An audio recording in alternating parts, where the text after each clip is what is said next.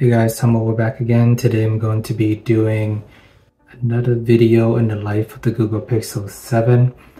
But I'm going to flash forward to day 12. My main reason for that is on December 5th, Google did release the new software updates. So I want all the recent videos to incorporate that. My regular daily videos is going back to November 30th. And I feel like a lot of that information might be outdated if I keep covering those. So I decided to fast forward a few days just so we can catch up. And then, if necessary, I'll share some pictures and videos from the prior days. But first off, I want to cover some of the new updates that I'm excited about from the December 5th. First is a free VPN. I'm glad they included this on the Pixel series. I believe it might only be for the 6 and the 7. But free VPN is always appreciated.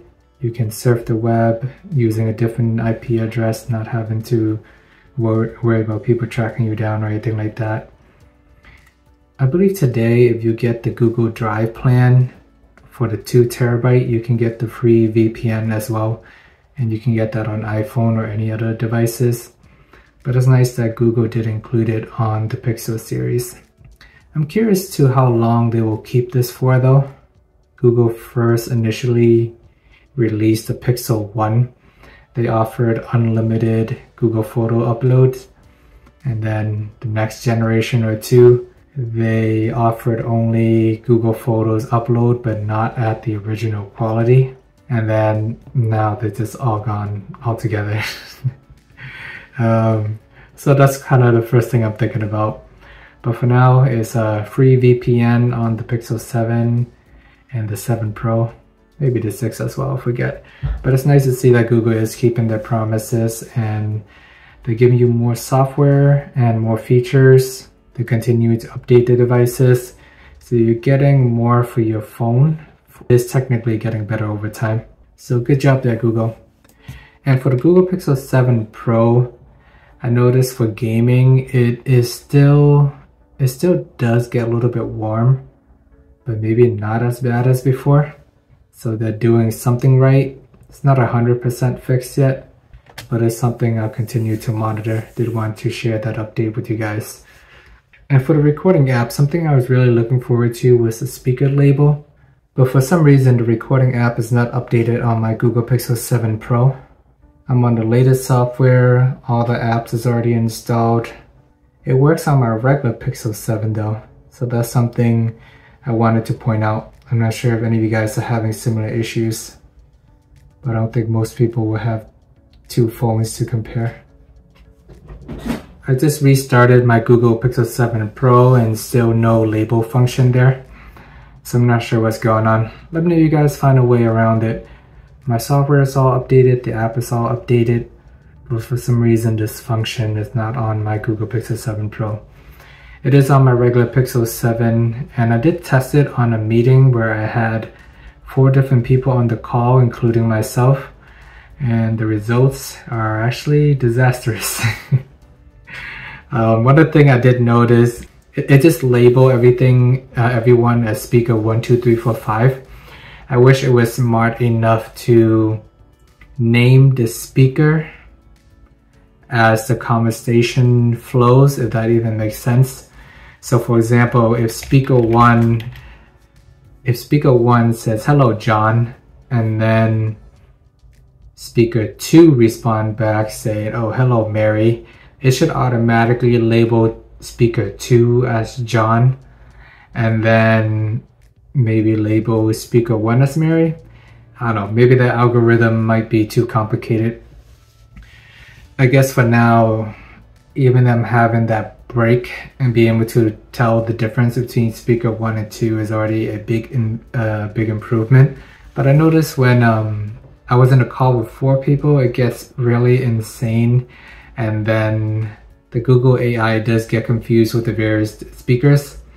It would originally put me as speaker 1, but then throughout the flow of the conversation, sometimes it labeled me as speaker 2, and then it gets confused throughout the conversation.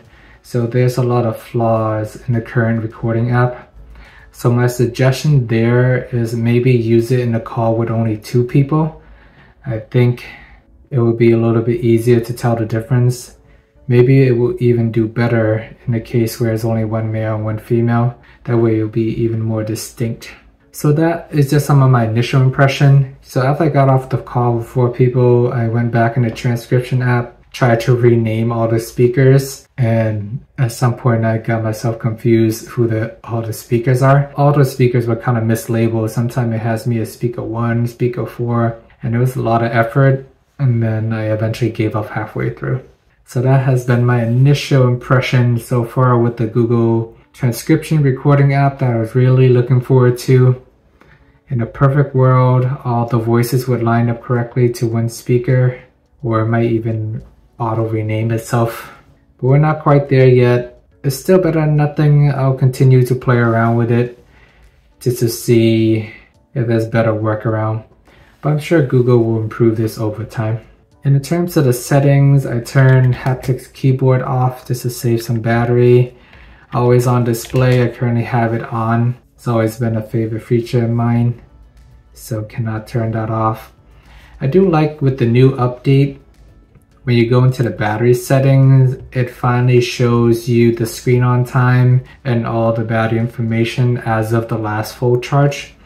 I find that to be more useful because it's a better indication of screen on time and basically your battery performance.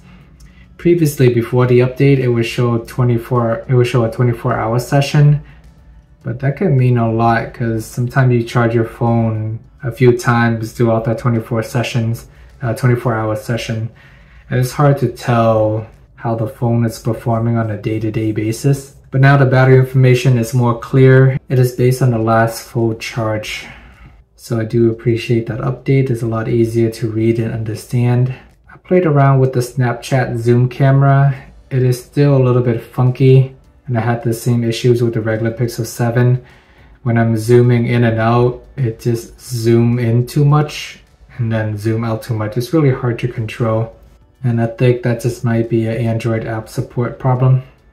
But you use the main camera, zooming works a lot better. You can easily pinch in and out, everything's really smooth. Worst case scenario, you can click one of the zooming option there, 1x, 2x, 5x. So something I do want to point out with the Snapchat zoom camera, it is a little bit funky. The first few days when I was using this phone, I had 5G running all day just for fun, and it did take a pretty big hit on the battery. I think it only lasted 8 hours in the first few days. But nowadays I turn off 5G and actually just turn on 4G LTE, which is more stable and it's probably better, at least in the short term, because 5G is not that reliable. It will save a lot more battery, not having to bounce between the towers and finding the 5G signal, which is not that readily available. So I did make that tweak to my Google Pixel 7 Pro. And another thing I noticed with the camera on the Google Pixel 7 Pro is occasionally when I first launch the camera, it does take a second to readjust. Sometimes when I'm pointing at an object, it will be blurry and then I have to tap on the screen just to make it focus. And then if I close the app and open it up again, it'll be fine. It doesn't happen all the time, but it did happen enough for me to realize it. I'm not sure if anyone else has experienced the same thing, but that did happen to me a few times on the Pro. I don't remember that happening to me on the Pixel 7 at all, but just another minor thing I wanted to point out. Let's do rapid fire on day 12 only then. So day 12, woke up at 7:30. I actually originally woke up at 5, but couldn't find the will to get up. Ended up laying in my bed till 7 or 7:30. Then finally got out of bed, went for my walk. It's drizzling a little bit outside. Took a picture of this nice looking condo that they're starting to build up. Walking around, ran for a little jog. It is currently raining. Not sure you can tell from the video, but let me switch my camera around. There it is. Front camera, I meant main camera. It's always hard to capture rain videos in general, or in photos. Unless you zoom in, I guess. Oh, there you go.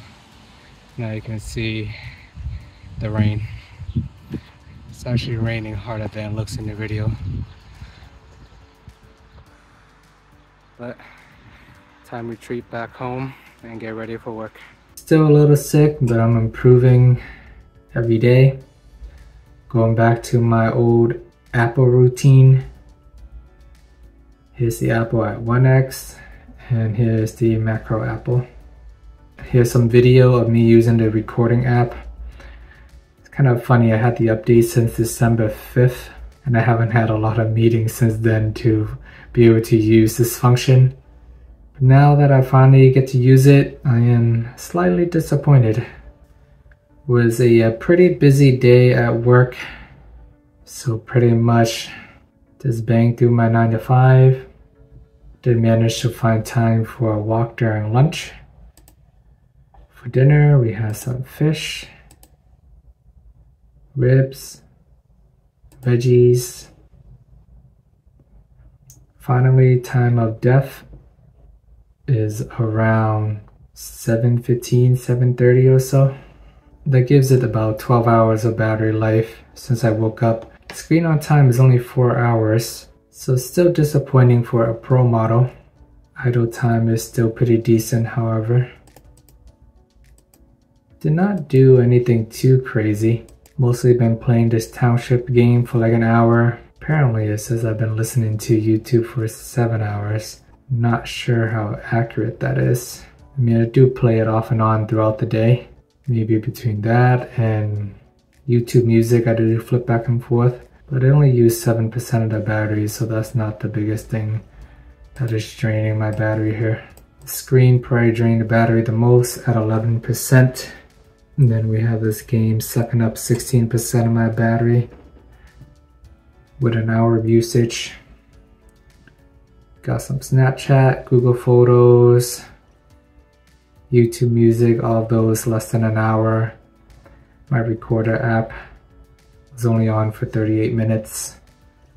So nothing too crazy there.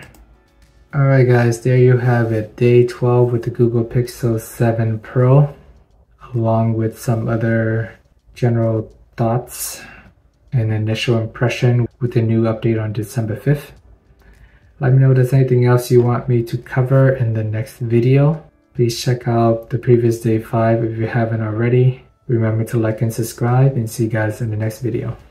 Oh yeah, let me know how the audio sound in this video as well. Seen a few comments about the audio being low in the last few videos. I've just been using the Google Pixel 7 camera and mic, and right now I'm sitting about like a foot in front of the camera, which isn't that far. Maybe I gotta shout louder, or worst case I'll just throw in a Bluetooth headset, or I can go into the app and crank up the volume.